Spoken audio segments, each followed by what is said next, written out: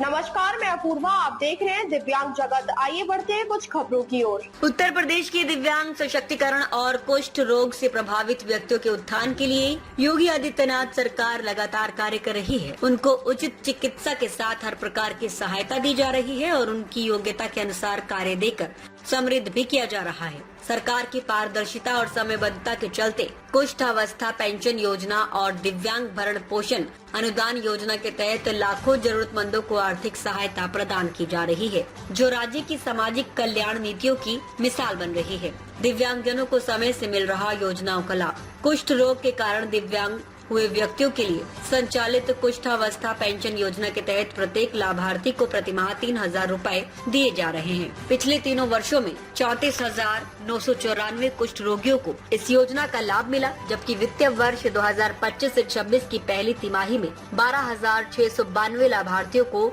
आधार आधारित प्रणाली से भुगतान किया गया। इसी क्रम में दिव्यांग भरण पोषण अनुदान योजना के तहत 30,86,102 दिव्यांगजनों को पिछले 3 वर्षों में प्रतिमाह 1,000 रूपए की पेंशन दी गई। इस वित्तीय वर्ष की पहली तिमाही में 11,32,240 दिव्यांगों को ये राशि सीधे उनके बैंक खातों में हस्तांतरित की गई।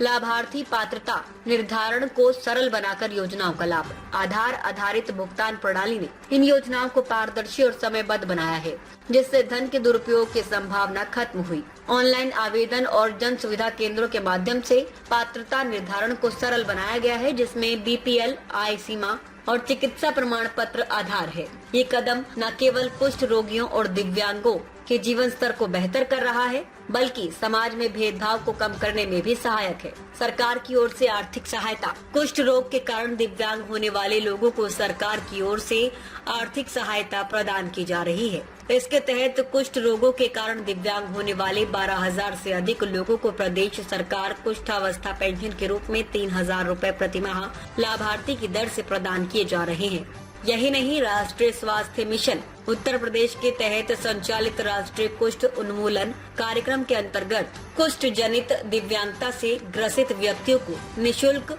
रिकॉन्स्ट्रक्टिव शल्य क्रिया काल में लॉस ऑफ वेजेज के रूप में 12,000 रूपए भी प्रदान किए जा रहे हैं। पिछड़ा वर्ग कल्याण व दिव्यांग सशक्तिकरण मंत्री नरेंद्र कश्यप ने बताया कि दिव्यांगों और कुष्ठ रोगियों के स्वावलंबन और सम्मान मुख्यमंत्री योगी आदित्यनाथ के प्राथमिकताओं में है। योगी सरकार का लक्ष्य इन समुदायों को मुख्य धारा में लाना और उनकी आर्थिक स्थिति को मजबूत करना है। सरकार समयबद्ध व पूरी पारदर्शिता के साथ दिव्यांगों को योजनाओं का लाभ पहुंचा रही है।